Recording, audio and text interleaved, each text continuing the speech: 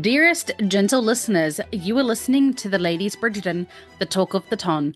We are your effervescent hosts, your neighbourhood-friendly Kiwi, Tash from Middle Earth, New Zealand. And Patty, Regency romance enthusiast, currently writing her own chaos romantic heroine era. Settle down onto your favourite settee as we delve into the lives of the elite and illustrious ladies, lords, and royalty of the ton. This Bridgerton podcast is two friends talking romance, symbolism, Easter eggs, and deep diving into the connections of our favourite characters. We cover both book, TV series, and notable social media, and therefore will contain spoilers. Dearest gentle listeners, today we're heading to Her Majesty's Ball. We'll be focusing on the ballet of Eros and Psyche and how this plays into our favorite couple this season. We also will be talking other symbols.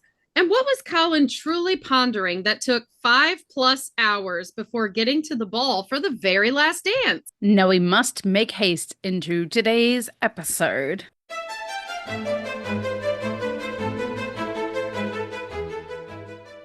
Oh, it has been a long slug getting here. We are... You know what this means, right? This is, I think we're 4 episodes into episode 4, and it feels like we're doing Polin episodes, but they don't even feel like Polin episodes because they're separated. Never together. I mean, like, they deprive us and then they give us the best Polin scenes of the entire series. I mean, arguably my favorite scene of the entire Bridgerton series, to be fair. Yeah. So, and they just got like kudos. I just saw all over the interwebs today that whatever, I'm not going to remember the magazine publication now, and that's going to make me mad. People? There was a people. I'm trying to scroll Facebook right now because I just saw it a minute ago. Yeah. But okay, here. BuzzFeed. Okay, so BuzzFeed did a list of the top movie, television show characters, couples that had the most, that deserve an award for the best chemistry, and Colin and Penelope were numero uno. Number 1. And honestly, I think that the press tour played into that because they knew what they were doing. They put in the hard yards though. They really worked at that. Especially Luke Newton, because there's rumors, and again, I'm saying rumors, that there was a Christmas engagement to his girlfriend. He wants himself that Greek goddess. And I saw somebody had made an AI video about Nicola Coughlin's life imitating her art, and like she couldn't get Luke. I don't think. And that I'm was like, ever... that has never been my storyline. No, they're living in the Delulu land. But we have, I think, we've got just this episode to go, and I mean, we may get around to discussing. I was going to say Luke and Nicola. We got the Debling Penelope dance and what happens there. We have Colin with the Lord Squad. Yeah. And the eliminated line that would have been the best line in Bridgerton all 3 seasons if they'd have left it. Yeah, we have, like, honestly, this episode, I have a crap-a-doodles, a crap ton of apparently I'm a seal today.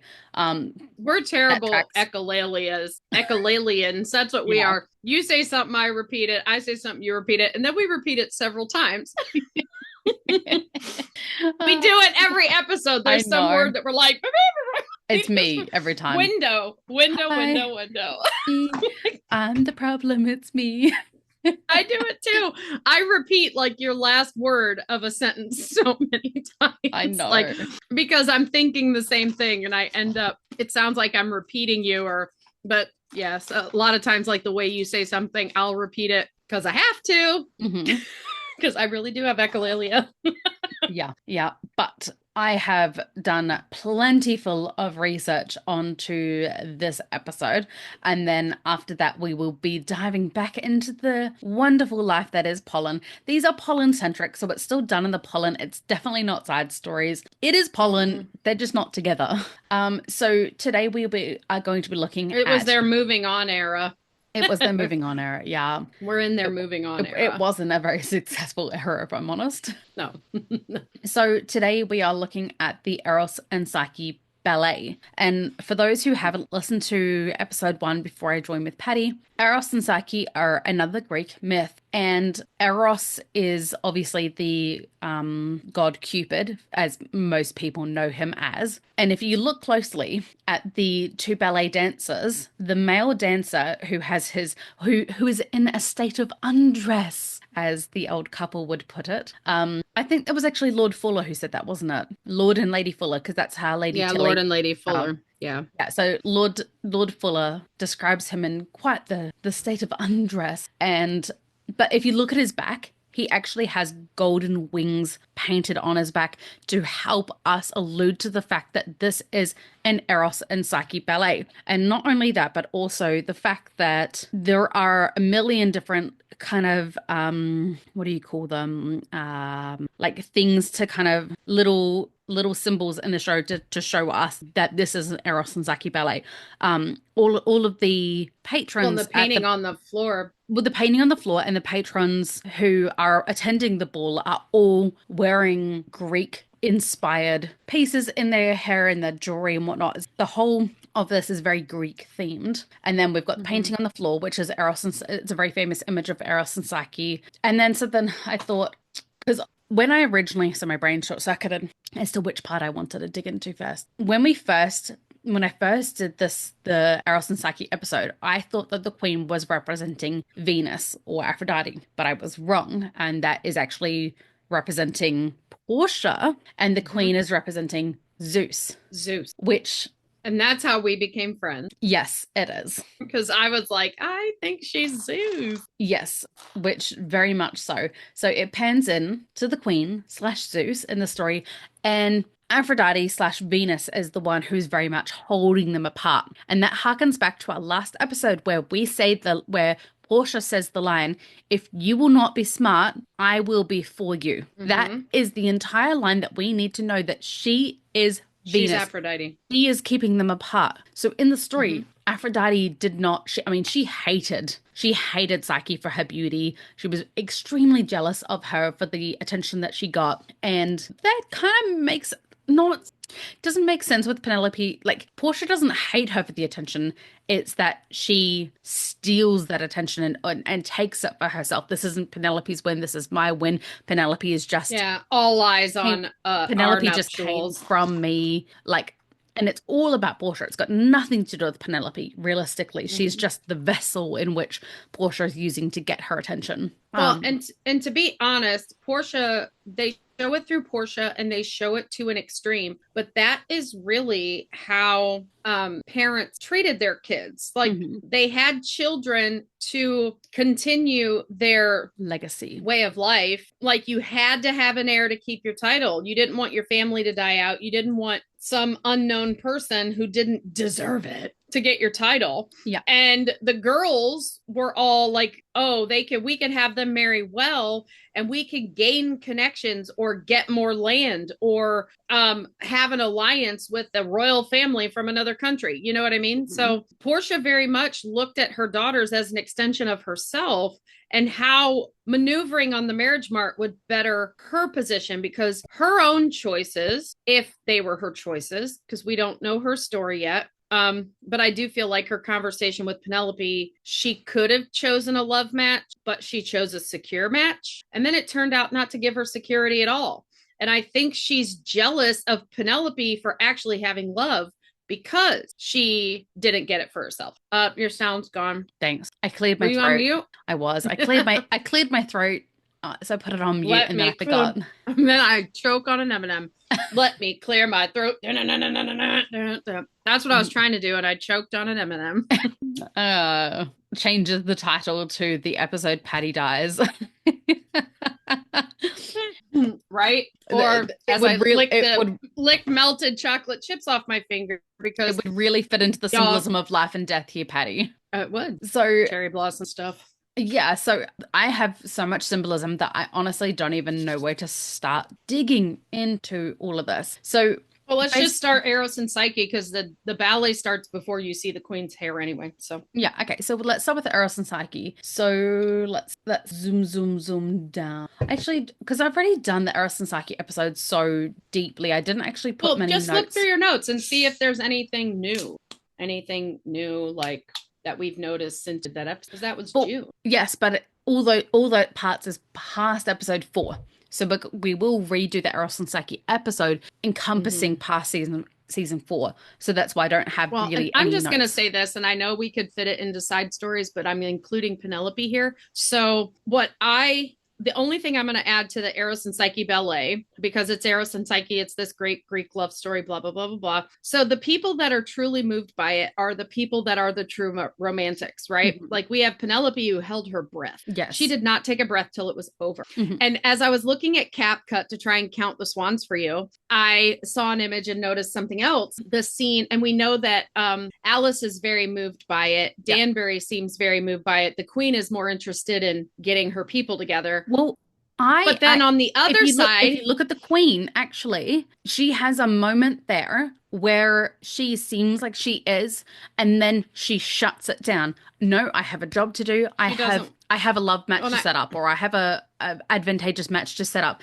She feels it, and then she shuts it down. But I think the shutting it down and the distracting herself with what's going on in the ton is to distract herself from the heartbreak of what's going on with her own love match. But on the other side of the dance floor, on the other side of this whole thing, you have Violet, Francesca, Eloise, Benedict in the back. Yes. Violet's looking at her daughters. She's not paying attention, but also their clothing is swapped. She's in the pinky violet colors, whereas both of her daughters are in the Bridgerton blue that Violet used to wear out into the ton when she was navigating for. And now she's not. She's in the debutante colors, and Eloise and Francesca both are in the mama color. In the end of the series, and I've put up posts on the main Bridgerton page about that, the end of the series, she is wearing dark colors. Oh, would you look at that? All the colors that we see Lord Anderson wearing. So I do think that they are either married or engaged by the end of the season, but they didn't want to take away from Polin's story any more than they already had.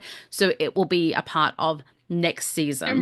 And this whole episode, we're talking about symbolism and foreshadowing. So, that absolutely makes sense. But if you look at them, like Francesca is looking for Lord John. She is not looking at the dance. She is looking over at where Lord John is. And Lord Samadani is looking back at her. Yes. So we have a literal triangle. But both Eloise and Benedict, look at their faces. Even Eloise, who wants nothing to do with society and marriage and all of that, she is moved. She looks because like a simp. She still finds beauty in the arts, and so does Benedict. Obviously, like Benedict is all about love and emotions and feelings. He doesn't want marriage, but like the play isn't about marriage or locking oneself down. It is about deep love and about doing anything, like going on any. So basically, Eros and Psyche, to give a brief rundown. But I think that's like a foreshadowing that they're next, the two of them, because they're both very moved by this beautiful love story in the form of the ballet. Yes. Because, Eloise is more into the books and stuff like that. She didn't even want to be at the opera in, what was it, season 1 or early season 2? Yeah. So, like, she's not as big of in the arts as Benedict is, but I think that the two of them being moved by it and both looking super, like Eloise just looks like, I want to find something like that, I think it's not so much, it's that the Eros and Psyche story isn't about just two people simping for each other. It is deep love that literally takes them. It's like the Odyssey. The stories are actually very, very similar. They had to work hard to get there, yeah. They had to work, and they had to like just about die to be together. Eros, he got burned. Psyche had to go through all these challenges where she was put under Morpheus's spell and she was asleep. Yeah, she had to like go after killer golden rams. She had to take on the underworld. She had to convince Persephone. It was Persephone's spell. No, she had to go get a box from Persephone and bring it back to Aphrodite. Yeah. And she opened the box, and inside the box, she thought it was going to be like some trinket, but it was the Morpheus spell that put her to sleep. Yeah. Sorry, I thought you said Morpheus's spell, as in like ownership. She didn't get it from Morpheus. Yeah. She got it from Persephone, but it was in a box. Yes. And Aphrodite knew that her curiosity, because she she burned Mhm. Eros. She had to see if he was a monster or was this beautiful person she believed him to be. Well, no, so she opened the box because she thought that it contained. So the story was is that she was meant to go and get a piece of Persephone's beauty, and that beauty was meant to be Mm-hmm. contained in the box. And so when she opened the box, she thought, oh well, if I'm more beautiful, then Eros will have to come back to me. He'll have to he'll fall even more in love with me. Like as if you can get even more beauty, you can get even more beautiful than like a beauty that makes the gods enraged by your beauty in the first place. That's crazy.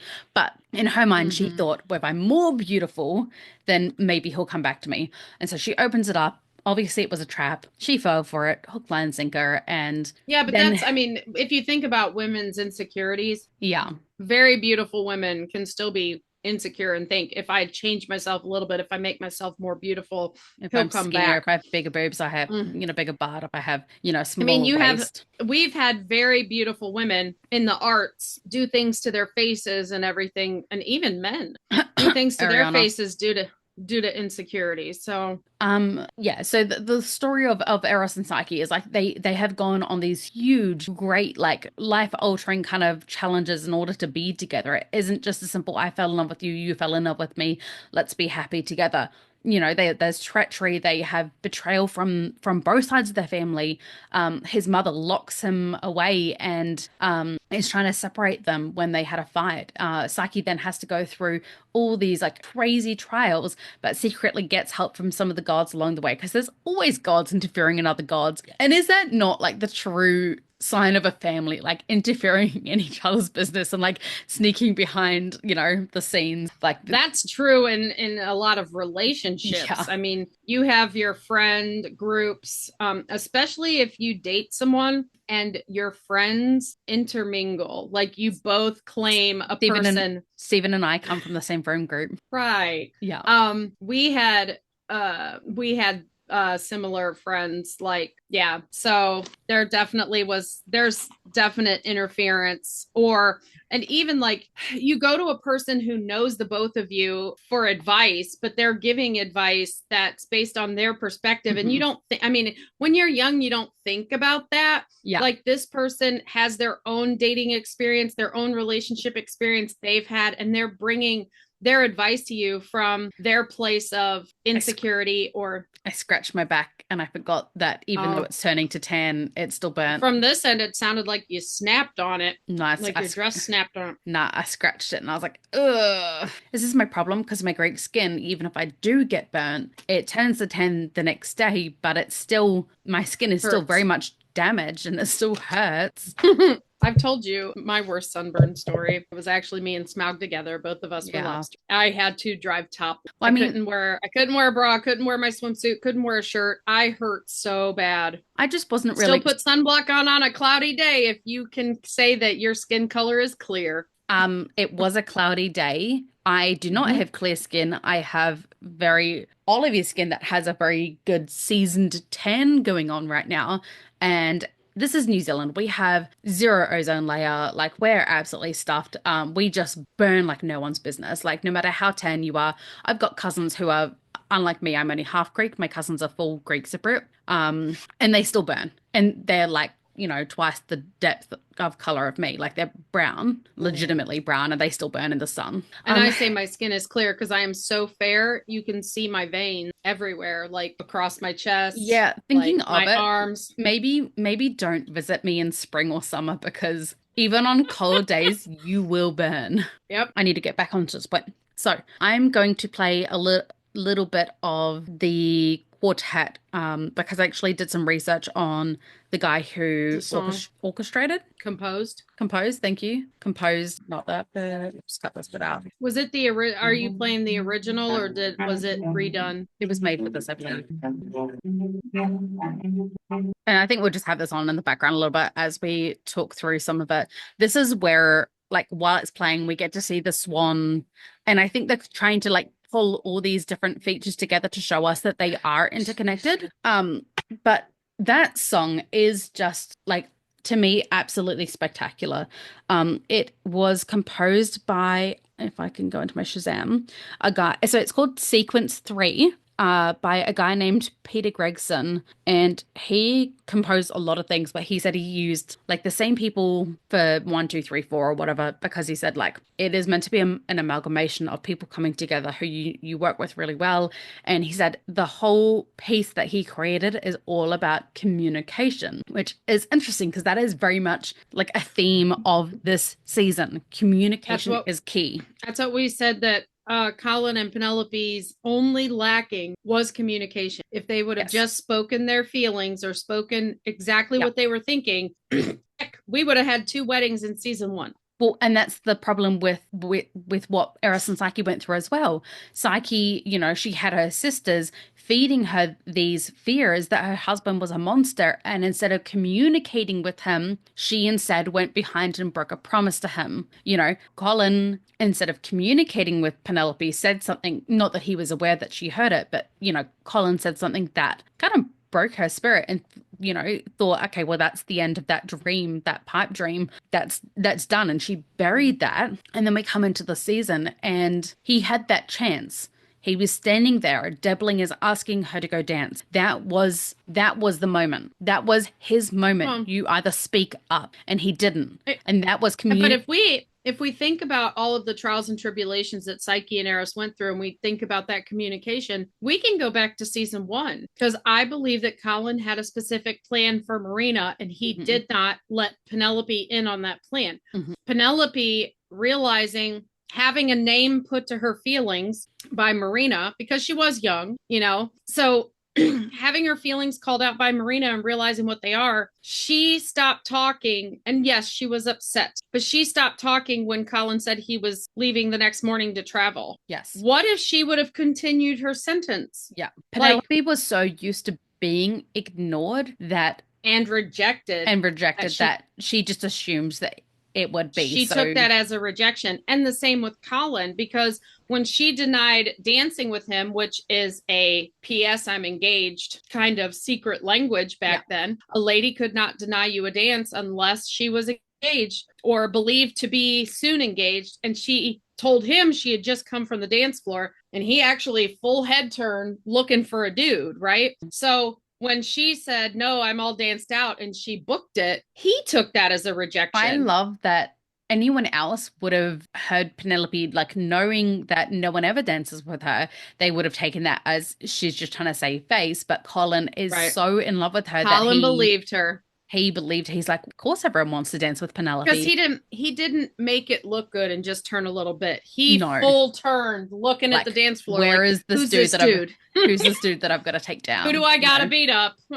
Yeah. And then we get to the Debling moment where, Debling's extending his hand, Miss Featherington, are you ready for our dance? And Colin kind of fumbled. He really fumbled that moment with Debling, and that was kind of that moment where Penelope steps towards Debling metaphorically and emotionally. That was the final, okay, I'm saying goodbye, I'm letting go.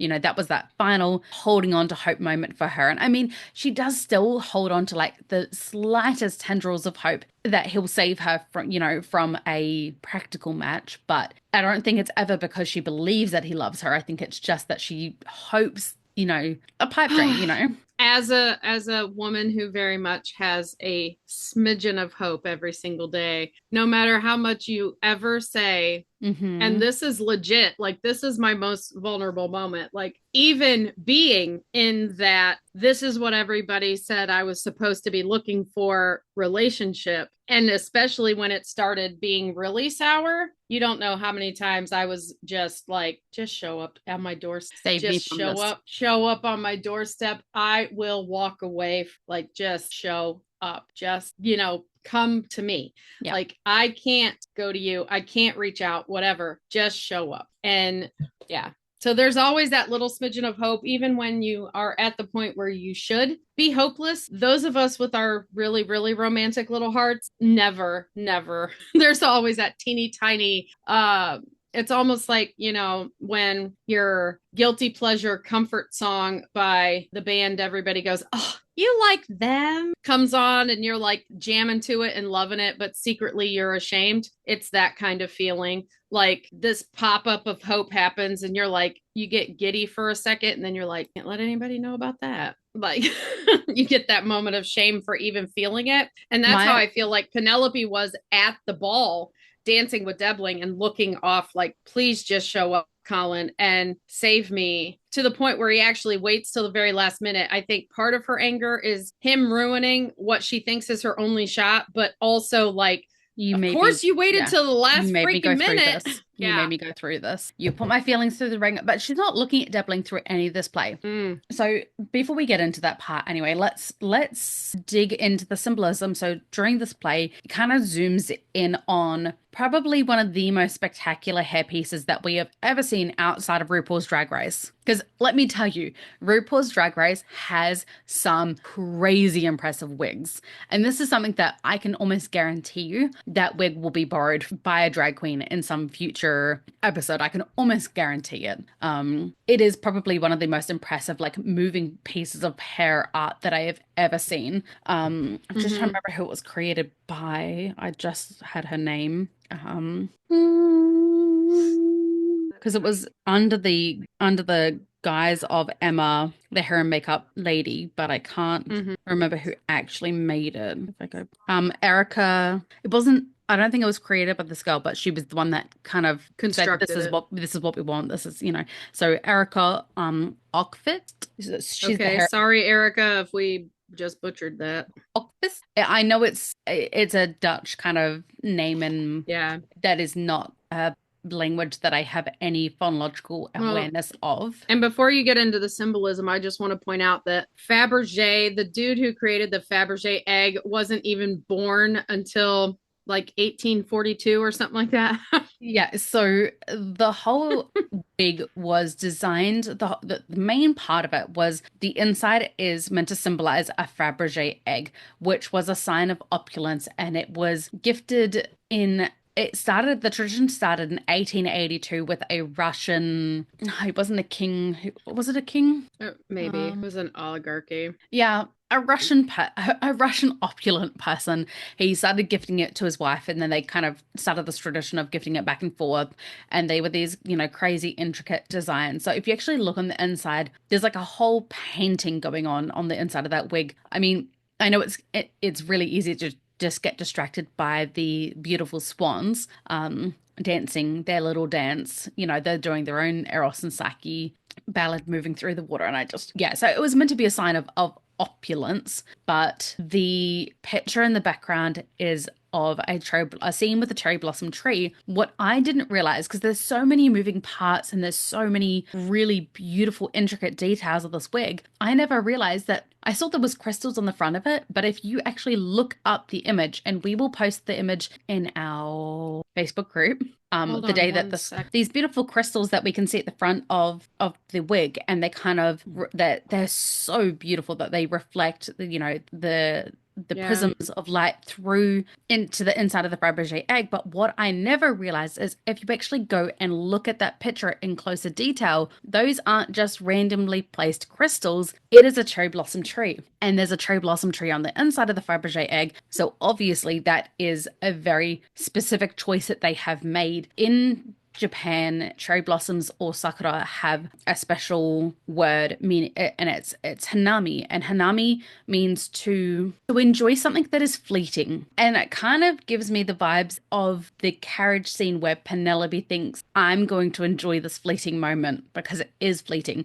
So hanami is all about cherry blossoms bloom and die in, a matter of from start of the petals beginning to the end is usually about 2 weeks. So it's a really short life. And even from once they go full bloom, I think depending on weather conditions, you get anywhere from 3 to 5 days. So it's a really, really short amount of time each year that you get to enjoy this. But they are planted all over Japan because how beautiful it is, no matter how fleeting that beauty is, just how, and I mean, as someone who flew over to Japan this year specifically to chase the sakura season, I literally planned my entire itinerary following where it would be down the country. Hmm. So if you look up the full symbolism of a cherry blossom tree, it's life's transience. Cherry blossoms are a reminder that life is short as the flowers and trees only bloom for a few weeks. They symbolize new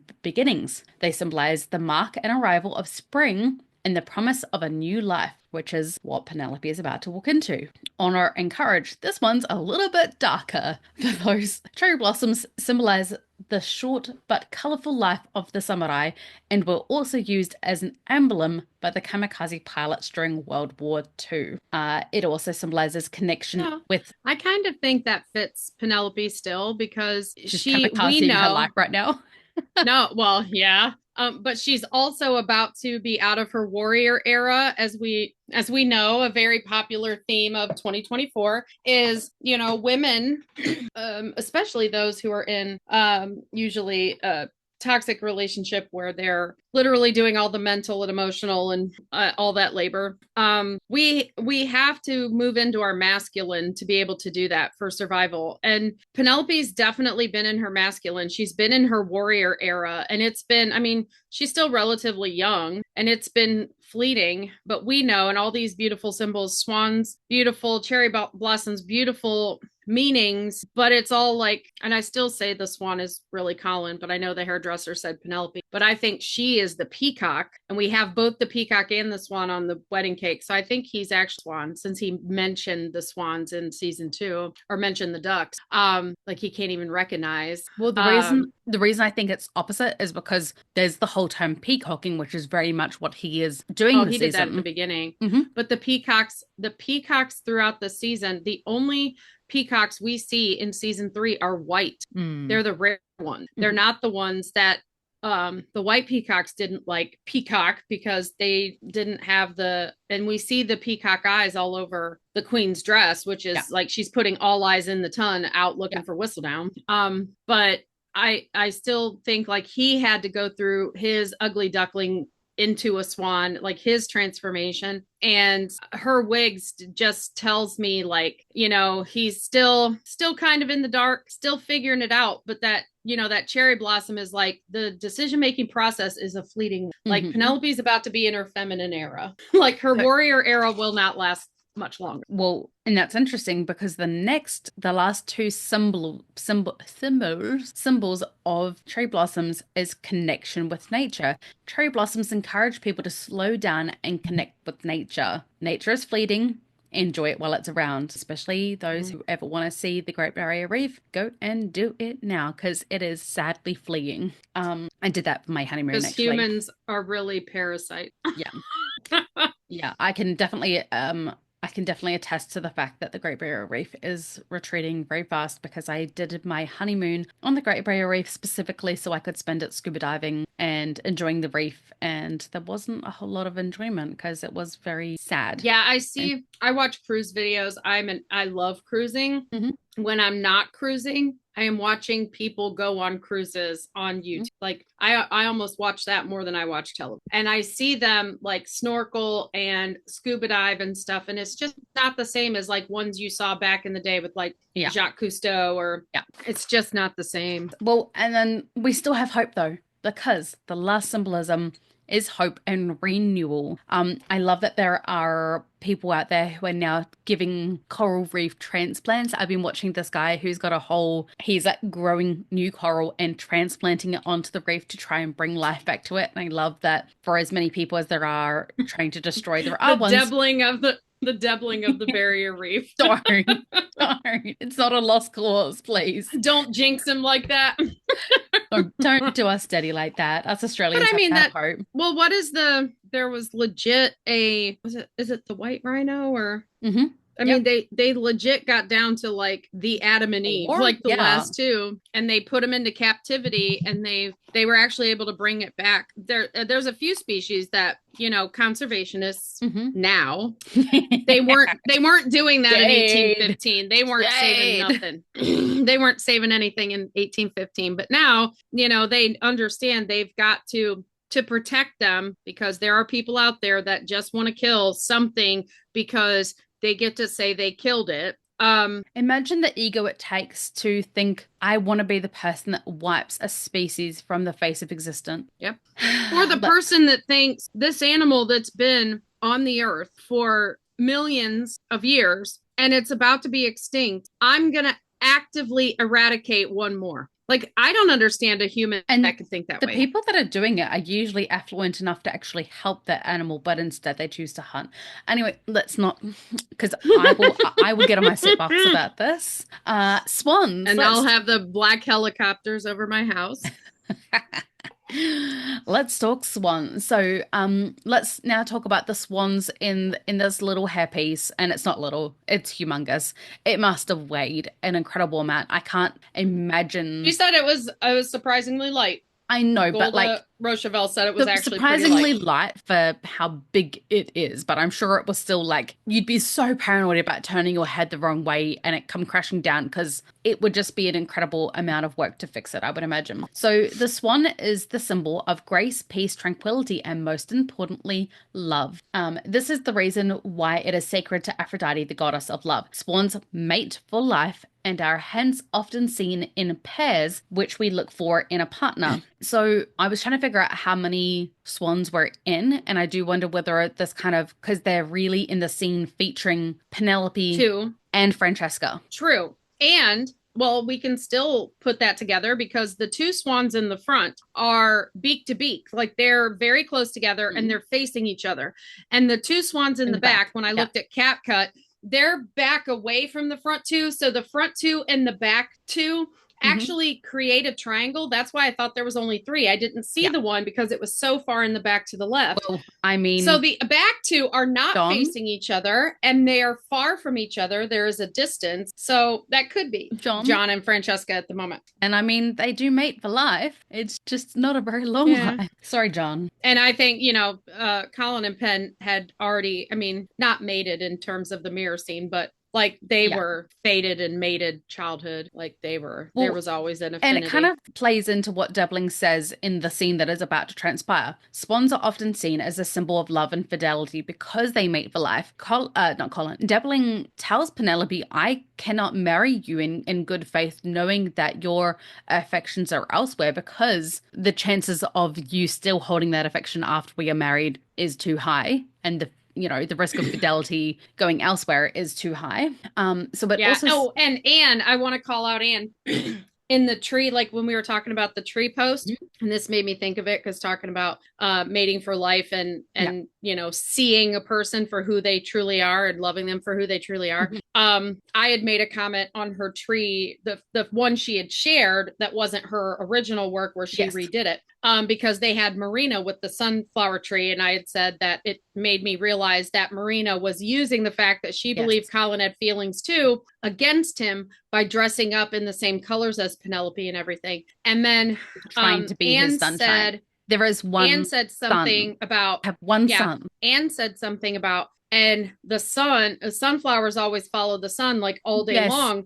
And that is why Penelope put so much sunlight in people's lives. And I was like, and that tells you right there that when he hands her the fern that doesn't take a lot of sunlight, doesn't take a lot of water, that's proof that he doesn't see her for who she is. He wants her to be what he is believing he wants. Her sunlight He's trying to tell her. Her sunlight would kill that fern. And we know that Colin truly sees her because in his true end of the season love declaration, he says, I just want to stand and soak up a little bit of your light. So I'm going to bask in that. He's going to get his Grecian glow. We just need to hope they have ozone. That just all just adds to that symbolism. And I know we had already talked about the fern and everything, but that conversation happened today and it made me think of that. Like, we're talking about the fern, like he's giving it to her because it cures bee stings and he knows she still has a thing for Colin. That's proof. But it's also like, I want you to be this pathetic thing that'll survive no matter how little I give you. So like, he doesn't want to see her for who she really is and how bright her light actually is. He wants her for his purposes. Whereas Colin let her glow up, let her shine her very brightest. And he was just glad to be by her side as she was this amazing thing. So yeah. So thanks, Anne, for that whole thought process because it was awesome. Yeah, no, I very much really enjoyed that post. So one of the reasons, actually, looking at the next symbolism for swans, that leads me to believe that the four swans represent Colin, Penelope, Francesca, John, is swans are often associated with grace, peace, and tranquility, which is exactly what Francesca is in search of. And I think that, not that I ever not think of Penelope as graceful, but I think she is also searching for that peace and tranquility that comes with getting away from her family. But I think she also finds it a Yes, little bit within them. she's seeking peace, but she's seeking peace in a different way than Yeah, Francesca is. yeah. They both seem like they're seeking the same thing, quiet and whatever, but Francesca's quiet is not They're both, directed. The the noise is not directed at her. yeah. Whereas in Penelope's home, the reason she needs to escape is because when the noise is bad, it's directed at her. I think Everybody gangs up on her. they are both seeking the space to be themselves, to truly be themselves. Mm-hmm. That's at the core of it. Francesca, it's that her siblings are so noisy that she doesn't not love them. She does very much love them, but she can't hear herself amongst that noise. Whereas for Penelope, she can't be herself amongst that noise because it is constantly overriding her thoughts. Like when people compliment her, their insults, lifelong insults, are in her head telling her how to respond because she has been ingrained with that noise from them her whole life. So they are seeking the same thing just for different reasons. And you hear Portia, when Portia's talking to Araminta in season 1, like she can't actively talk down to her kids when there's a guest. And you can Yeah. hear how she says something that kind of sounds positive, but it's Mhm. not, and she just talks about how Penelope is a little concerned about Mhm. entering the marriage mart, but she's not concerned at all. Doesn't She's want to. not ready, and she's Yeah. trying to say she's not ready. But the way she changes it up, she makes it sound like Penelope is anxious because of her looks and all that stuff. Like she Well, does it in a that positive was way, from but the it's book. negative. Mm. Yeah.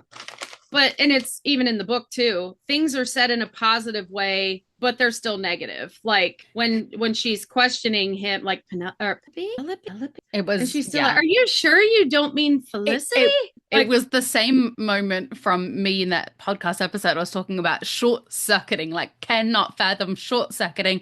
Uh, like a record stuck on the same thing, being like, what is happening? and like in the book, she just couldn't bring herself. And I think we see the same thing after Colin and Penelope get engaged, and Yeah. Portia jumps on board because she realizes this could still help them with Dundas. Mhm. That, Yeah, let it be like, known. when she Portia does says, not. "Ooh, I don't really like that color, but it's winning on you." Like It's she yeah, tries, but sucks at it. yeah. Portia doesn't do anything out of the goodness of her heart. It is very much, is this going to benefit me? So on that note, the next symbolism of swans is wisdom and longevity. Swans can live up to 80 years, making them a symbol of wisdom and longevity. So it is all good and well to be the Francesca and John, where you say, till death do us part, I will love you for as long as I live. That's a very easy promise to make when your marriage only lasts for 3 years. Well, they don't know Would that when it's happening. No, but I think what they kind of, That's why they were separated. That's why they weren't yeah, together in the hairpiece. Is that was foreshadowing. Just like the foreshadowing of the two swans in the front yeah, being face to face close. Yeah. is letting us know that we're close to getting what we want, Polin Mhm. fans. You know what I mean? Like it's about time. Yeah. Swans have also been associated with royalty for centuries as they were often kept as pets by the royal families. They bring good luck and wealth in various regions across the globe. Swans are considered to bring you those things. Peacocks too, interestingly Yes. enough. Yes. I actually have friends of friends who had pet peak instead of having guard I'm dogs, not a they bird had fan, but peacocks were always my favorite bird, and I wanted a peacock as a pet they forever when didn't I was a have kid. they didn't have guard dogs. They had guard peacocks, and I would Oh yeah, take I the heard they dog. were mean, and I got chased by a turkey once, so I was like, I can't have a I would peacock. take the dog over the peacock any day. Peacocks were just beautiful. I loved peacocks as a kid. A little bit vicious, And now yes. that I mean, I think about the fact that the queen's wearing the swans, How did I know that and was our chat? Because I heard your phone and my phone buzz at the same time. Kay, no, it's the No, wrong it's chat. Die. It's It's Die. Janet. Oh Die, yeah, you're interrupting. that's hilarious. Okay, next point is feminine beauty and softness, which is very much what Penelope is trying to embody this season. This light, grace, beauty, and purity. The white swan is related to light, grace, beauty, love, and purity. I don't. And so then I was like, what does the black swan symbolize? I was like, this is a bit dark. Occult symbolism. Wow. I was like, really? You just took it there? Okay. Like, don't mince words. Okay, so my other points that's I find basically like I just want to say regarding the swan because we think of the swan, especially from season 2, where he says he's feeding the ducks, but it was swans, and it's this whole like makes us puts in our heads the idea of the ugly duckling yes. becoming the swan and kind of getting raised up in elevation of becoming this thing. We also, and I know this could be a side story thing, but I'm mentioning it now because Okay. it is amazing to me. Remember, this is long before the Wallflower Ball that Alice Mondrick is in the Queen's box standing next to Danbury. That she barely was navigating society with her husband, pretty much only talking to the Bridgertons, was being admonished for her dress by the other ladies, and now she is standing at the Queen's ball. So she's invited. The Queen invited her, and the Queen allowed her in her own box. And I think that's important, and I think that's foreshadowing because Will's not there. But it's a symbolism that the Queen is standing by her bestie and she is going to support what is going to come out. She is showing her support early for when anything ever comes out. But I don't take, because the Queen never talks to Alice. So I think that Danbury brought her in the box like she's with me. Like remember how they tried to get, she called over Violet and Daphne in season 1. She was hoping they would sit with the Queen then. And then the Queen would like kind of gave them the Queen's cut, a little bit like, oh, you were a diamond, but it still remains to be seen, I like if they're still going to play that out as Nicholas being friend Hyacinth's love interest. I don't want to see a little kid. I don't know if they're playing that out. I think it's going to be Alice, but that still fits if Alice is, well, no, because Lord Ledger, that would make them family. It's meant to be her grandson. Yeah. I really do think Alice is her. Yeah. More and more and more things are coming together to kind of push that narrative. But there's also supposedly a deleted scene where she was getting her garden tended. So maybe that had originally been in there because. Wait, are you talking about Alice or no, Lady D. Lady D, yeah. From the scripts. Yes. That the what a barb people because both of those scenes were cut. Both Alice getting her garden tended and Lady D's. And Lady D, but Lady D obviously is not courting or marrying anyone. And we know she already had a fling with Lord Ledger. So maybe that was originally going to be in there so that we could believe he might not have been her only fling. He was just her only love. And so Alice could be the child of anyone. And maybe they were considering Nicholas as Hyacinth's future thing. But maybe cutting that out, they've decided to go a different direction too, because I think it would be the coup of the freaking season of the whole show if they bring in a character that doesn't exist in the books and they make this incredible story that finally makes Lady Danbury get to be family really with the Bridgertons, because she probably wants to be their family just about as bad as Penelope. Like she's looking at all these kids like they could have been my grandkids. You know, I'm now thinking about our coral theory and thinking we've had the Mondricks in the season, as part of the show since the first season. Surely we would have seen Coral by now, or maybe they don't want to show us her because they are trying to leave it as a big mic drop moment. Season one, the story was really about Mondrick, and you saw her at home with the kids. She was literally just the wife dealing with the kids, but you saw that he took her advice about things when Simon stayed over. And then in season 2, with the club, you saw that she supported her man by helping him with the club, Hmm. but she still wasn't as super involved. Like when he went to the event where he was able to call out Jack, like, so how does this mine work? He was by himself. He didn't take Alice with. Hmm. All Like right. he had elevated enough in society that he could go to this function because he was a club owner, but he Mm. wasn't elevated enough where he could bring a plus one. Yeah. Well, So I think it's also that they didn't have people to watch the children back then. You couldn't just hire a babysitter sort of thing.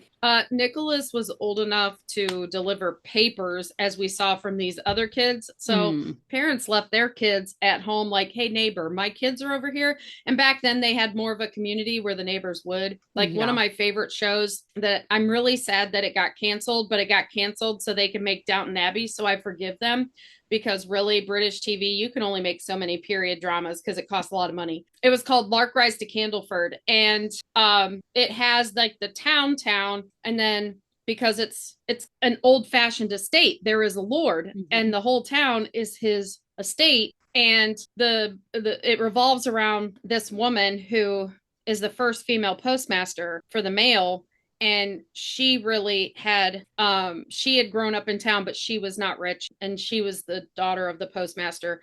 And then there's this young woman that she mentors from the outskirts, like out in this little parish part of the town that's like the poor Hmm. people. And but it kind of feeds into that whole thing too, where you got a parent who has to go off and work, and her mother really watches over, like she's home with her kids and she's got a big ass brood, but she's watching over all these other kids because like there's a single mother, her man's gone, he travels to work and he just stays gone Hmm. because and I can't think of the actress's name, but she's seriously one of my favorite British actresses ever. She was amazing in this show, but she struggles to be able to mother and bring in money to feed the family. So the Queenie is an elderly lady in the little parish. She watches over the kids, like the whole village. It really isn't. It takes a Takes a village kind of village. thing. Yeah. We don't have that. We really don't have that kind of community today, like not in America.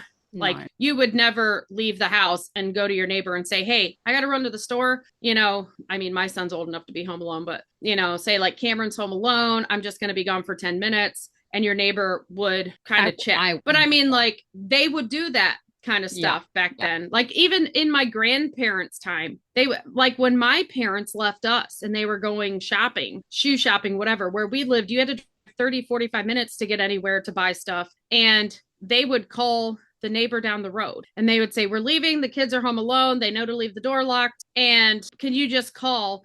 And then even when we were teenagers, I was 17. So my brother would have been 11. My mom told the neighbor down the road, hey, I'm going in the hospital. I'm doing this surgery. I want you to like drive by the house, knock on the door sometimes. Like, I mean, we even had that back when I was a kid. And like today, no way, no way, no way. Let's let's get back to a big tangent. Okay, let's get back to the ballet. So the male ballet dancer to me even somewhat looks like Colin. Like I think they very specifically chose a tall, dark, and handsome, fit body. Like it's not that he looked like Colin. I think they were just like they're trying to give us the visual cues that this is Colin. Obviously, the female Mhm. dancer looks nothing like Penelope, but I digress. I think they're trying to give us a lot of cues. I kind of wish that they had a redhead ballet dancer for that reason. I mean, the female who did it, she did a spectacular job. Yeah, and I don't necessarily think they were cast specifically. I think they chose the people who were the best dancers who could do the choreography and Well, he was tall. He had dark brunette hair that was also curly. The mhm. similar sideburns, similar physique. It just there was a lot of And as a similarities for dancer, me. she was, for most female dancers are tall or Yes. taller, and she was more diminutive. Yes. She was Great word. smaller. Yeah. Yes. I like words. Yeah. No, it was a But great she word. needed to I be enjoyed because it. he had to lift her up and she had to lay down across his shoulders and like rest on his arm. Oh, they have, but like both the females and males have incredible strength. Like they look so Hmm. small and dainty. The females look so small and dainty, but are stronger than you would ever give them credit for. The Right. amount of work that it takes to have their bodies and in that kind of physique to be able to do what they do Mm-hmm. is just incredible. Yeah. But the music, I want to go back to it. I don't remember if I even talked about it. The quartet that did the instrumental for this piece, you can tell, and even listening to it, and every time I listen to it, my heart like does like a little leap. Like it has a very visceral reaction, even not even Mm-hmm. being there. The song that he made was I'm glad that they didn't go with a song redone by a quartet. This was a original piece, and I just think that it hit exactly where it needed to hit. It had the highs, it had the lows. It made you feel like Well, you were listening to someone speaking, but there was no words. and You're what I loved feeling the about it emotions. too, knowing the story and how it plays in, it is all foreshadowing of Penelope gaining the favor of the queen Hmm. because the dance, there's hardly any dance that is before Psyche Hmm. is fallen under the sleeping spell, Hmm. and you see Eros putting his hand down to her and she wakes up, and that's pretty much like and I'm trying to remember the how that was done cinematically, like if the queen was in the shot or not. But so basically the whole dance that we see that everybody is so moved by is just them through all the trials, Hmm. and Zeus finally gives him the power to wake her and make her immortal so they can be together, and it's their happily ever after. Yes. And it's all the dance that's after that is just their jubilation of finally getting to be together. This dance told us exactly how the season was going to play out. Mm-hmm. It was all there. It was all there. It's all foreshadowing. Yeah. But there are very few songs in life that have elicited such a visceral reaction in me of like, you're not hearing just music, you were hearing emotion, like Mm-hmm. raw, visceral emotion. And I think Well, the composer, and like, I absolutely think you flowers. cut out the whole tangent about from Mirror Has Two Faces about their kiss at the end. In I think it was in the music episode we tangented about the movies that you The guys don't movie. watch, and It I it was 20 yeah, minutes long. It was literally 20 yeah, minutes. Like yeah. yeah. I noticed it got cut out, but and I'm just going to bring up because that's one for me. That Vivaldi song at the end Yeah. of Mirror Has Two Faces, because it crescendos and crescendo, it is Yeah. perfect for that last kiss scene at the end of a romance movie. And but it is so funny because they say like when you kiss someone, it doesn't play Vivaldi like in the movies. And then this Yeah. dude in the apartments puts on Vivaldi and they're both like, what? But Yeah. it's that song for me does that. Like it just lifts my heart when I hear it Yeah. because it's got so much emotion to it. And this too is like a little more because they used an electric, you can tell it's an electric Yes. Yeah. violin Yeah. that Which it makes me brings think a of, special sound to it. did you ever watch the movie Raise Your Voice with Hilary Duff, and her brother dies and Mm-hmm. she goes off to music school and her best friend Yeah. plays the electric violin. Yeah. That was the first time I ever heard an electric violin, An and electric. Yeah. I fell in love because it has a really, really like, not gut wrenching, It's like a almost got soul a it's got wrenching. a it's got a deeper tone than the Yeah. actual, wood case string Yes. instrument, because kind of the same difference between a guitar and an electric guitar. Hmm. It almost has that deeper, richer, so you can play something that's a little more, I don't want to say somber here, but that needs a deeper, It richer tone to elicits it. more Mm-hmm. physical reaction. Same with two cellos, the two guys who remake all the songs, like popular pop culture kind of songs with their cellos. I'm pretty sure that they are Mm-hmm. like electric cellos as well. Yeah. And I think it's when we hear something that is just out of the norm and it's just something more. Yes, Yeah. and I think it Well, and just it's like the same like I love cello. Like if you have a string and there's not cellos, like hmm, that's not a full string band for me. But yeah. I also love, like, I as much as I like the bass line of a song, I prefer the upright bass to the actual like electric bass guitar. I love the upright bass. And you can do either It's a song, but lot deeper. one just Yeah. creates a much different vibe. But this, it definitely was very moving, very emotional, and you can see who Yeah. was truly paying attention and who wasn't.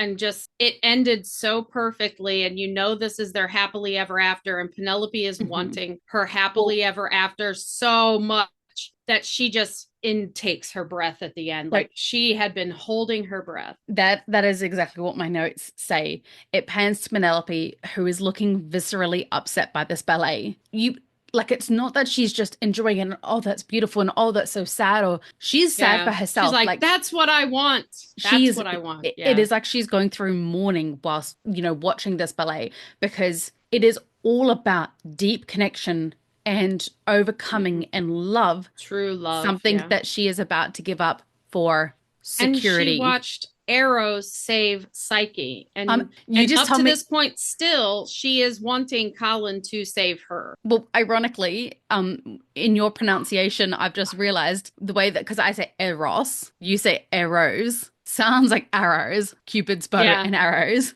And it just made my brain go, oh. So Yeah. when Lord Debling approaches Penelope, who is standing with the whole Featherington crew, Pen plasts a smile on her face. It is not something that comes naturally. It is, Nope. okay, okay, okay, pull it together, time to shine.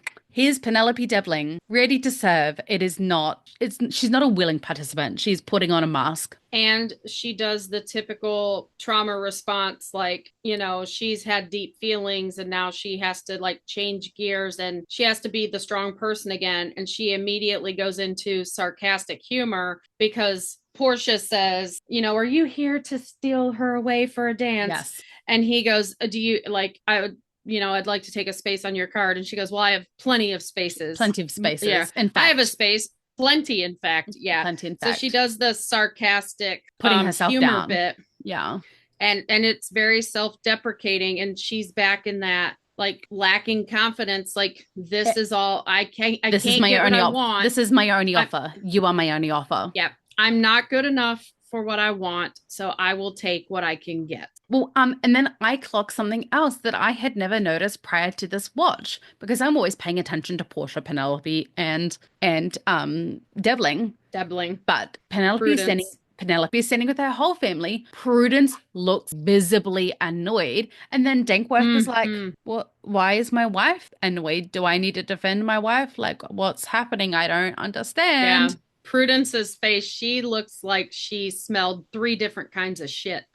Like she just does not look thrilled at No, all. you know what? She's been spelling that baby making the boy baby making potion again. She's getting visceral flashbacks of smelling Well, that and potion. I mean, we could all say, she probably maybe was having morning sickness and smells were getting to her, but she She's cannot stand seeing Penelope just being a negative Nancy, yeah. getting her Penelope can't flowers. can't yeah.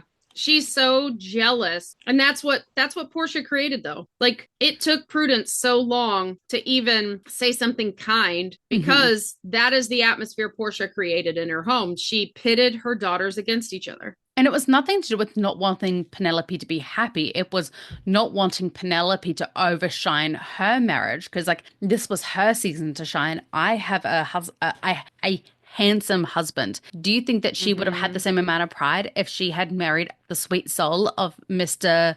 Finchy? No. She was very much about appearances and anything that she could show off. I'm going to pause for a second and go get my dog because she's back. Prudence didn't want a husband. She wanted bragging rights, Yep. essentially. And she wanted attention, and right Yes. now she's not getting Portia's attention, and I think that we really see how important this is, and it puts Portia on the spot. Portia finally realizes, oh my goodness, I've not been making good choices. But Prudence sees Penelope visibly upset, Mhm. sees Penelope crying, sees that there's a conflict, and she doesn't care. She has Well, something to tell her mother, and she wants her mother to focus on her. Pick me, look at me, mommy, and she, doesn't even care that she's so Penelope used to needs being comfort. Mummy's Mm-hmm. golden child that for the attention to be on anyone else but herself, she cannot stand it. Right. Like she is the kind she's a straight up Slytherin. Like willing to climb over others to get what they want. don't care who they cut down as long as they end up on top. Which, I mean, there is a lot of resilience that goes with that and a lot of strength. And those girls survived more than they should have had to have. So I will give them that much. But I certainly don't want my son growing up to be a Slytherin. Well, and I find it funny that Prudence is named Prudence, but she doesn't embody the definition of the word at all. Which is what? She's just not managing. Because she fits that. No, it's the ability to govern and discipline oneself by the use of reason. Oh, prudent. Yes. Yeah. Having sagacity or shrewdness in the management of your affairs and having skill and good judgment in the use of resources. Yeah. I mean, she does try to use her resources. My husband won't even, or my fiance won't even look at my décolletage or whatever it is that she says in the second season. Like, he hasn't even glanced at my boobs, essentially, is what she's saying. And I'm like, right. He's not looking at my. And what's funny is when she, but she says she's that supposed cousin to be. Jack won't look at me. Right. And when she kind of says this, they cut out the scene where we actually see Colin comment on Penelope's necklace, but he gets down so close to see that tiny necklace that he's down in the buffet, and it actually makes Penelope discomfited. So I would have loved to see that scene and have that line be kind of right after it. Yeah. That would have been fantastic. Yes, very much so. So sorry, I've got my phone buzzing. Yeah, and I love that throughout this whole interaction, Denki and Philippa are they're doing their own thing. They are completely oblivious as to whatever's going on. You mean Finch? Sorry, Denki. I got Denki on the mind.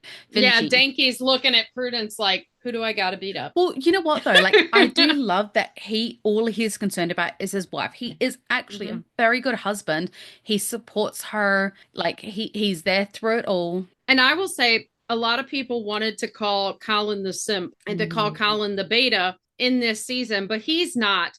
Denki is a simp for his wife. Yeah, and that's not even an insult. Very much a beta male. No, he's very much the beta. I think Colin is an alpha who's just emotionally intelligent, enlightened, and understands that women have value in society. He is an enlightened male for 1815. Yeah. Alpha has got nothing to do with how much you oppress a woman. They are not synonymous with each other. And alpha, definitely American society has turned the alpha male into toxic masculinity. Toxic masculinity is being alpha. Yeah. And there's so many content creators that are pushing that narrative right now. Like, I am a very and you as well. We are both very independent, strong women who I would say hyper independent.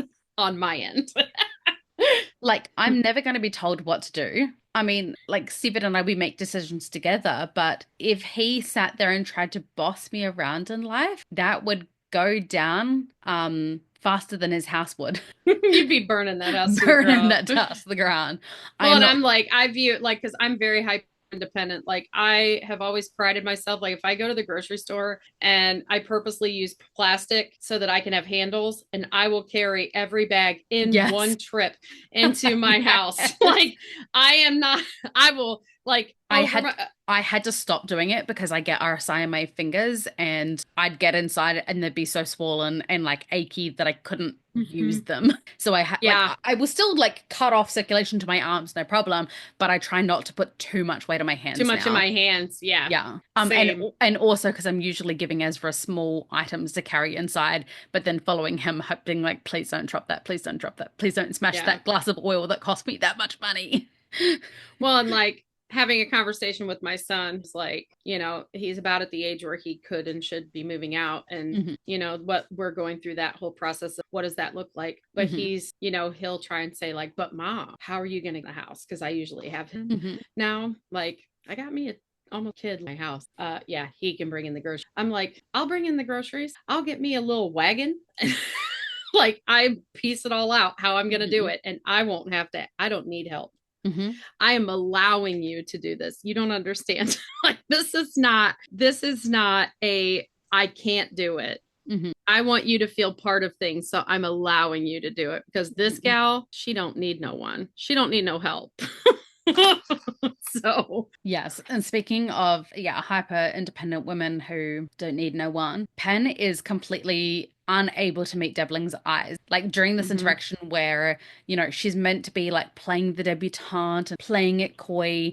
Well, she looks at him once when her mom says what But she not in says the because eye. they had a moment at the library Hmm. when Portia was like, "Oh no, she has no idea. Please Yes. explain it to Yep. us." They both kind of look at each other and kind of Like, roll their eyes a little yeah. bit at Yeah. Portia. So she glanced for a moment to try and do the same thing here because that was her and Colin's connection. Like they could look across a room and have a whole conversation. Hmm. She's trying to manufacture even a But piece of he it, is not and she picking up what can't. she's putting down. No. No, And he is. that was her last. She just looked, she glanced and looked away. She's like, I can't even I do it. think I can't he's even do it. good at reading He's not good at some. reading. No, no, not like he's good at reading enough to manipulate a situation, but not good enough to like. It's not that he's not good at reading. He doesn't know what to do with information that he's read. That's the failure. But I think, well, here's what I think. I think that if it has nothing to do with him, he can read it very well. Hmm. Like, or what could affect the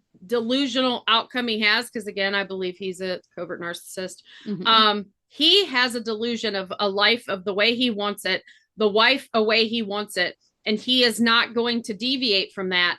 And I think he clocked Colin early because that was a variable that could affect his delusion. Yeah. And the few times that Penelope acted out of character of the wife he wanted, he made a face or he made a comment and he got her back in line. Like she knew she wasn't getting anywhere at the balloon Hmm. conversation, and she could tell he made his disappointment pretty well known there. And then Yeah. he chose to talk to Cressida at the innovations ball. That was his Yeah. form of punishment. He kind of gave her the silent treatment so Hmm. that she finally came up and she admitted, like, that's not me at all, whatever. And it's not necessarily that he wants her to shine. It appears to look that way, but he needs her to be strong. He wants to be the only one that manipulates her. He doesn't want his family to manipulate her. Yeah. So he has a singular focus of what he wants, and he is trying to manipulate and piece together people,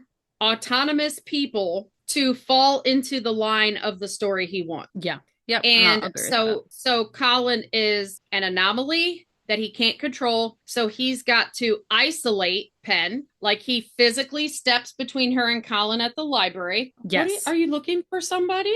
Yes. He comes up when they're And he plays talking. dumb with that. I hated that line so much. Yes. You can't play dumb when you No. step into her line of vision. Yeah. And then when Colin is trying to talk to her, at not innovation, whatever, where he takes her to dance.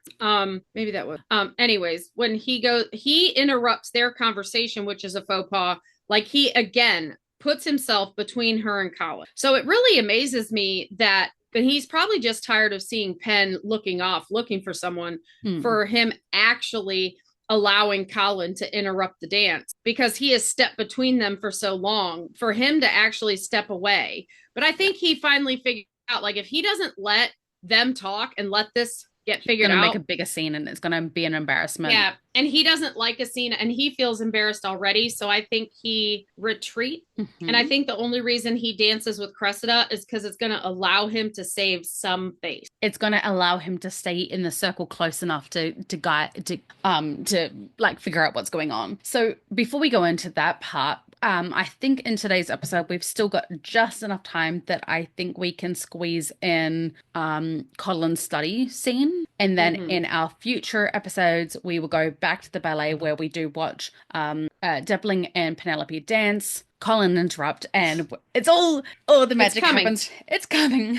I mean, the magic. Penelope is definitely coming. It's well, coming. and the chasing after the carriage, it was very brief. The him entering the ball and the whole interaction with the Lord Squad was like less than 10 seconds, and then him running out and deciding to chase the carriage was probably less than 10 seconds, and I'll probably talk about them for like 40 minutes. Yes. Okay, so the scene cuts to Colin at home in his study. A somewhat pensive music begins as he ponders his relationship with Penelope, you know that like I can't believe that he like his mother told him what was happening and he still went upstairs and he still sat there and like it's that But will we to know do now what he because of the it's that will Dundas to do what letter. he thinks is right. Like he's desperately trying to do what's right. And you know when you sit there and you're like, okay, I want to do this, want to do this. No, no, no, just behave. Just don't do that. Don't do that. And you're Well, it's trying like to I think, and especially as a neurodivergent, how Mhm. much we think through things because ultimately there's so many times in our lives where we do Be something outside of the impulsive. norm Yeah. and we It end up hurts us. it blows up in our face. And I Yeah. say it all the time. Colin does things and then it blows up in his face. And he doesn't want it to blow up in his face. And Hmm. he really does. He is piecing together, he's thinking through the whole future. If she marries Debling and Dundas figures out that it was fraud, because we learn later that Dundas couldn't figure anything out. And that's why I think Colin was involved and he squashed it. But if Dundas would have found it was fraud, how would her life end up? How would the family? Because we know he knows Penelope does care about her family. So he's thinking through that whole scenario, and then he thinks through the whole scenario on his side.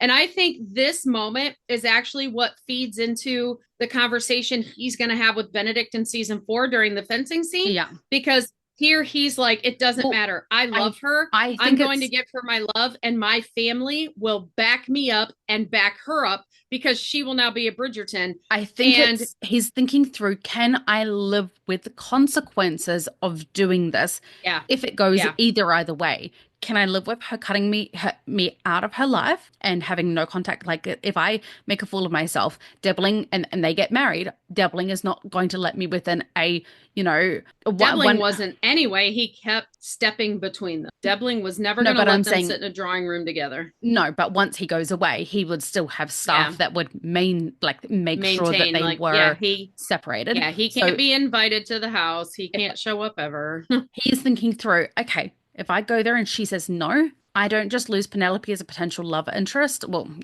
a wife, spouse, partner, all the rest of it.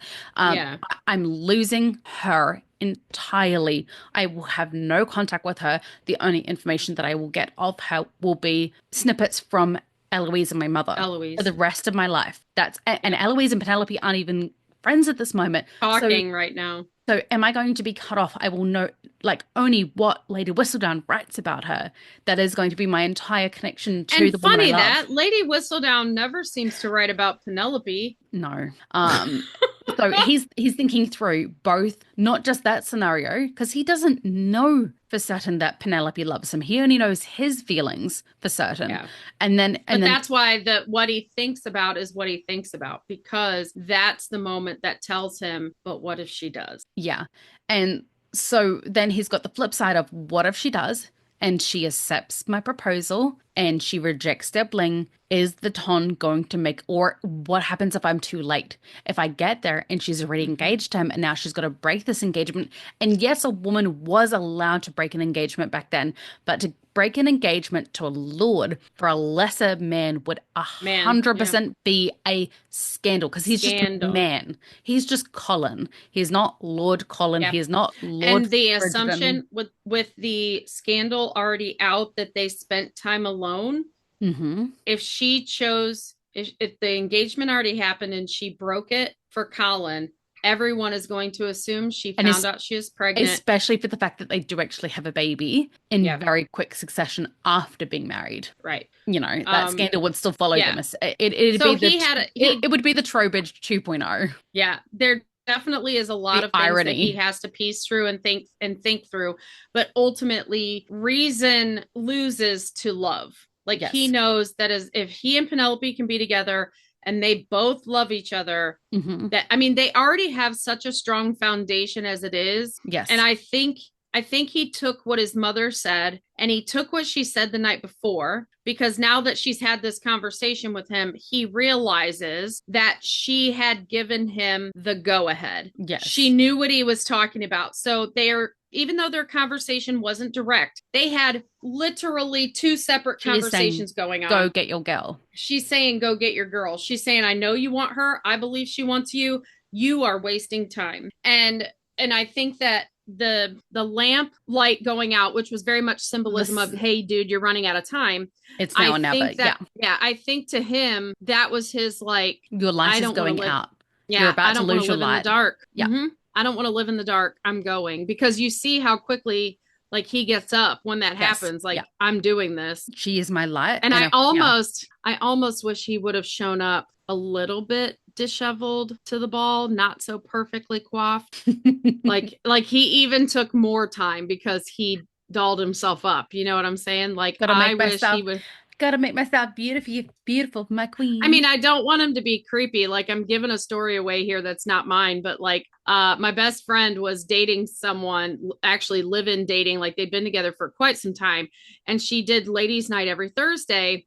And there was this night that the same songs kept playing on a jukebox, and it's one of those jukebox that's attached to an app on your phones. Yeah. Like, you can pick your songs on an app on the, so her man was picking songs from the house, and then he rolls up in, she's out at ladies night at the bar with her friends. He rolls up in his pajamas, hair is a mess. Like, why are you out? Like, she hasn't been doing this the whole time they've been together every Thursday night, and just acts crazy town. Like, I'm not saying I want that kind of Colin.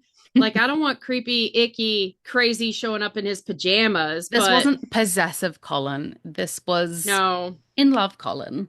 Love, love this Lorne. was, yeah, I got to take care of business. And I mean, I It's love the fact that he dolled business. up, but I It's also wish business he, time. I Do you know wish that he would have song just been. by Flight of the Conchords, a New Zealand band? But they're worldwide famous. Like they're on Yes, I've SNL. heard of Fly to the Concords, Yeah, but yeah, I've yeah. only seen like a few songs they did. Okay, That well, one the doesn't. most famous line is it's business time," and like everything he does, it's never just singing for like to sound good. It's always like Oh a yeah, comedic approach to it they're a comedic because band. they Yeah, are they're yeah, yeah. comedians, so a little bit Um, like Jack but like Black, you know. I almost wish him, because we know he changed in the carriage at the beginning of the season.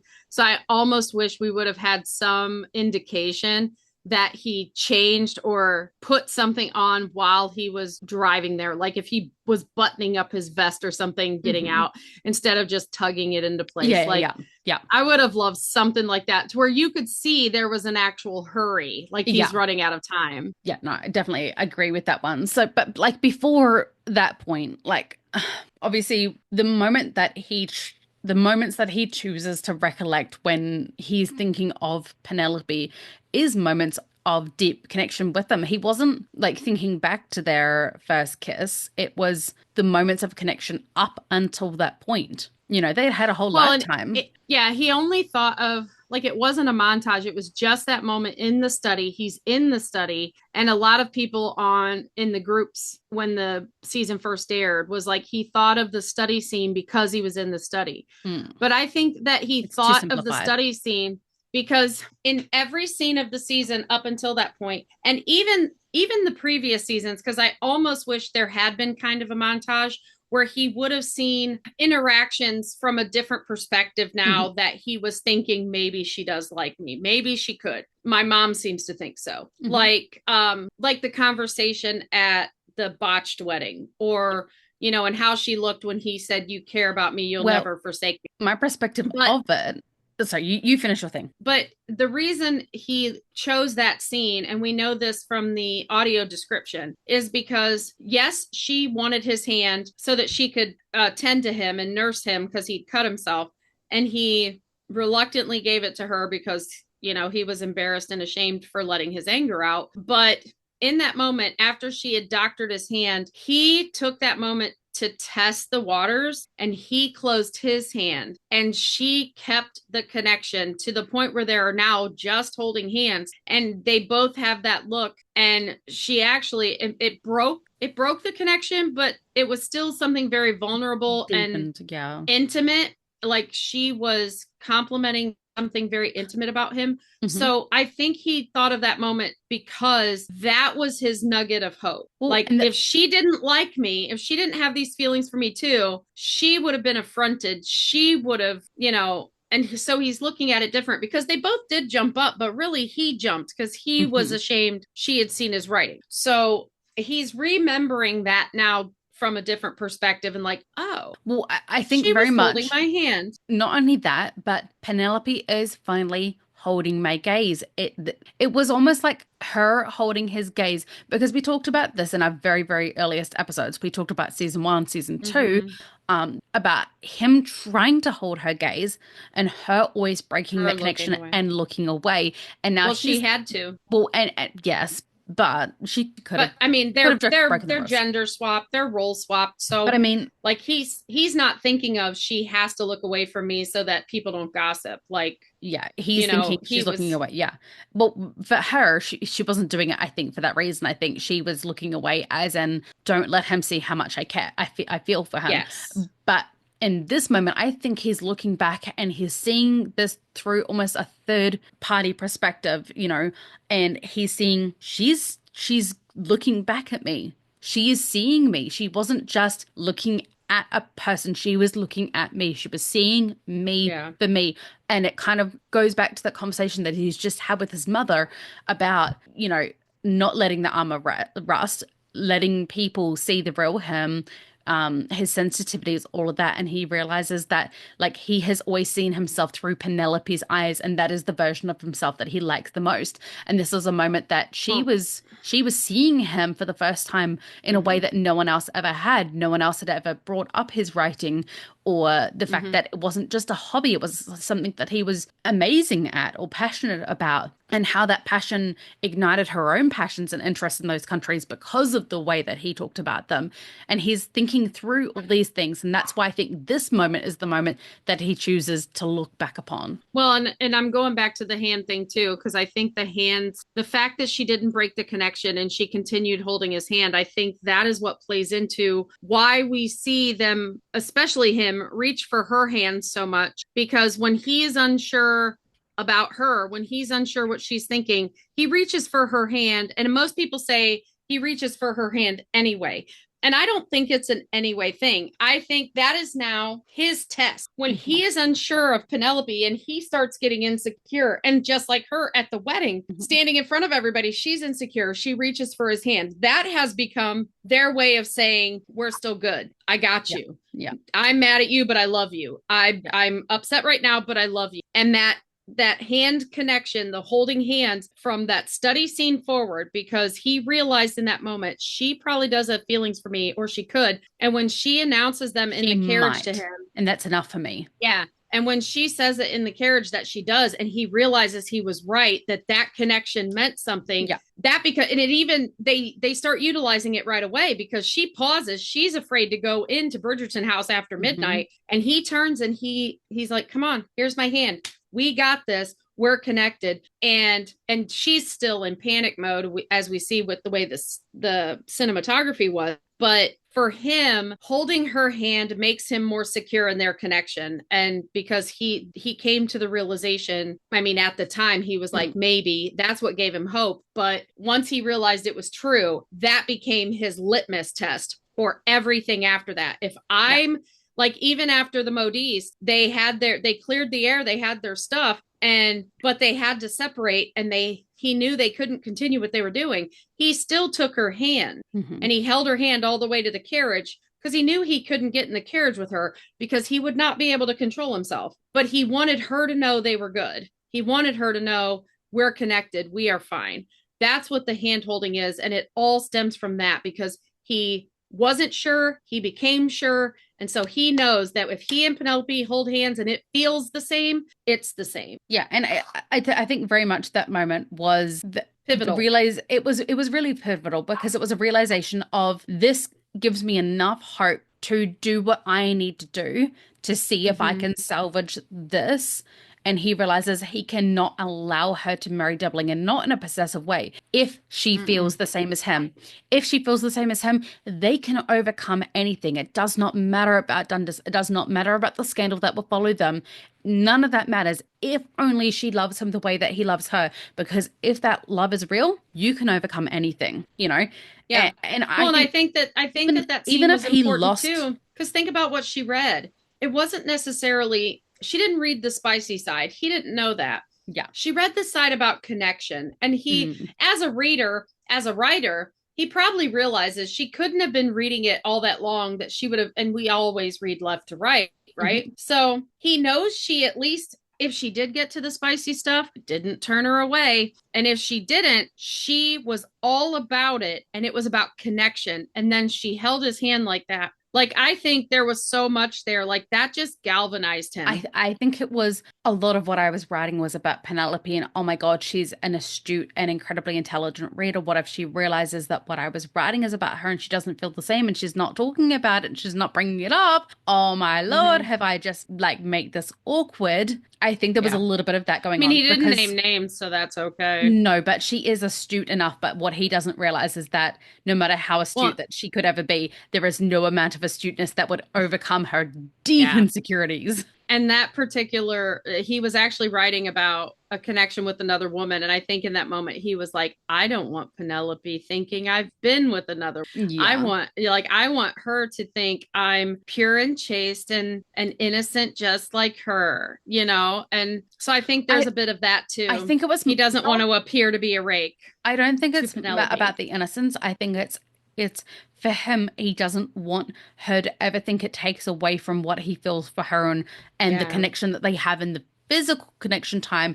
Like when, you know, she says, how does this compare to the French woman? I hated that line. Let me just say, I hated that line so much. Really? Why? I think it just shows that she truly does. Pen is so not jealous. I know. Anyone. I really didn't like she it is at the all. purest soul. And I love it because I love that line too, because she can giggle and laugh about it. Like, you have a past, so what? You have experiences that were before me, so what? So what? Like, we have us now. And I'm like if it was me, you know, and I mean, obviously at my age, if I get with somebody, I'd be like, is there anything you know that I don't? Please teach me. It wasn't about that. It was more about like her comparing herself yet again. Yes. Like, being self-deprecating. It was being self-deprecating of, well, I'm not good at this. This is my first time, so it's not going to be as good as with those other women. And you have people that you've had better experiences with. It was that self-deprecating. But what she doesn't realize is that having sex for and making love are two different. Having sex for getting off sake and enjoying the experience with who you are with and making love, it is a very different thing. You know, one is very mechanical. Yeah, it's literally for stress relief. Like, that's it. And then the other one, you know that intimate. there is a very, very big difference between I kind of feel in the mood, like, you know, I'll do this and I'll get the happy happy ending. Sleep. Don't call me out. I can't sleep. I'm calling me out. Like, you know, but I can't sleep. You know, I'm stressed out. As opposed to like when you are really in like a really good space with your partner, you've had a really good night out and the passion just ignites, or you were 4 hours deep into watching the carriage scene and you're like, let's go. There's a very big, and I actually just journaled about this today. There's a very big difference because one is very mechanical and it's utilitarian. It's got a purpose to it. That purpose is not connection. No. The purpose is you need to jumpstart the battery of your body, kind of like you're in a place that you need to get rid of some energy so you can sleep or get rid of some of that stress. Your body is purposely seeking endorphins, and the physical activity and the nerves that you're hitting, the pleasure centers, whatever, is going to give you those endorphins because your brain is in a certain kind. Your brain is leading you to this moment specifically for self-preservation. But true intimacy, true like making love with a person is about the connection. It is about where hands are placed. It is about the fact that, you know, like kissing is so like there, I mean, a lot of times mechanical connections, like even you watch them in the movies, people get together and it's pure passion and it's purely driven by self-preservation or trying to get those endorphins or trying to like, we're mad and I don't want to be mad anymore kind of stuff. They don't hardly ever kiss. There's no connection. And this was so much better because it was her and it was connection and it was everything he did. He knew she wasn't a paid lady, so she wasn't faking it. He knew it was all real. He could feel it was all real. And that just mattered so much to him. So, and I don't think she would understand that, considering she'd never done anything like that before. And now she never will. I mean, I don't know. I mean, she'll probably have one of those days where she's like, dude, I'm stressed out. Let's go. And then she'll be like, oh, that makes sense. Like, I get it now. But I mean, yeah. Yeah, I still think like no matter, I think doing it with like a paid worker as opposed to doing it with your spouse, no matter purpose of doing it, it's still different. Oh, it's very different. Like one is only about preserving self-preservation in the body. Your body's feeling a certain kind of way. Mhm. It's not seeking release. One is seeking release, one is seeking connection. Yes, yeah, and it's not And even that's why about one lasts so much longer than the other one, because it takes longer to establish that connection. yeah, Your goal is not the end result. Your goal yeah, is the the journey. journey. Yeah, we appreciate the end result, but it's not about that. No. I think that we are going to wrap it up there, and next week we will get back to the ballet where we finally get our Drew Polin episodes Well, restarting. we're doing that was the ballet. Then we're gonna do the ball part. Like, it's the Yes, ball. it's the ballet Yeah. ball, sorry. The ballet ball Her is Majesty's ball. She just started it off with a little I just call show it the because ballet she's the ball. queen. Yeah, I just call it the ballet ball because I You don't know. made me look at that dance card with my magnifier. It's Her Majesty's ball. Also, it is actually called Her Majesty's Ball. I'm Yeah, still gonna roll with the ballet ball because it rolls off the tongue. Bitches ballet I'm gonna balls. point out the work I did for you, because I literally got a message that was like, Miss Magnifier, can you look at something for me? Madam Magnifier, please help. Hey, look, we both have our skill sets in this relationship. Mine is not looking at anything ever because I And see nothing. I'm gonna announce this now, because by the time this airs, it's gonna be a few weeks away. But listeners, especially any listeners that aren't in our Facebook group, and we've mentioned it before, my TikTok is Tea Time with Lady P. Mhm. And I posted a TikTok about our coup and about Dundas's letter on TikTok, but TikTok did me dirty and loaded it before I could do any hashtags or tagging to have it go in certain For You You can pages. edit it. I don't know how to edit it. Yeah, I'll help you with that after Oh, this. the only thing I found was how to delete it and re-upload it. But TikTok also did me dirty in the fact that it did not save it to my phone like it normally does. Hmm. So I did not get the video saved to my phone. So I was going to delete it and just upload it again from my phone, but it deleted it, or it didn't even give it to me, because I made it on TikTok and it's supposed to save to your phone and upload it, but it didn't save to Mhm. my phone either. It was really strange. So anybody listening, Tea Time with Lady P, look for it has the very first screenshot, the thumbnail of the Yeah, video is our podcast picture. yeah. Please share that so it gets out in the world. I mean, it's doing okay, but it needs That's to be shared to get to people's For You 147. pages. Yeah, it needs to be shared now to get to people's For You pages, because TikTok didn't let me tag. Yeah, I think I'm gonna restart making up some little snippets. So like I'll give like a good 2 week buffer, I think, from when the episode airs so that, our most loyal listeners and that kind of thing will get through and they'll get all the surprises in the episode rather than after. Whereas I think those little snippets will just help bring in new listeners, but they're also spoilers. So I don't want to I'll put spoiler alerts and that kind of thing. But for today, gentle listeners, we will leave it there and continue on next week's episode. If you have anything in particular you would like us to cover, like my dog is giving feedback in the background, I can hear her woof, woof, woof, and she's like, "Hey, mom, you forgot this. Mom, did you bring up this?" My dog was doing that, and I told my son, please take the dog. Hush, Lady Lily. Hush. Hush, Um, Butler. well, when she's being misbehavey, I call her Lilith, so Oh. not Lily, Lilith. Well, Uh, Butler's middle name, we joke around that his middle name is Damn It. oh. So I'm like, Butler, damn it. Whereas when my little boy dog was being naughty, he went from being Charlie to Charmander, and if he was really angry, it was Charizard. Or any Bridgerton knowledge you would like to share, please head to our Facebook page, The Ladies Bridgerton. And if you're enjoying our podcast, please remember to click follow on Apple, Spotify, or wherever you are listening. And once again, dear listeners, thank you for listening to the musings and tangents of two mad women Yours truly, Tash the Kiwi. and Lady Patty.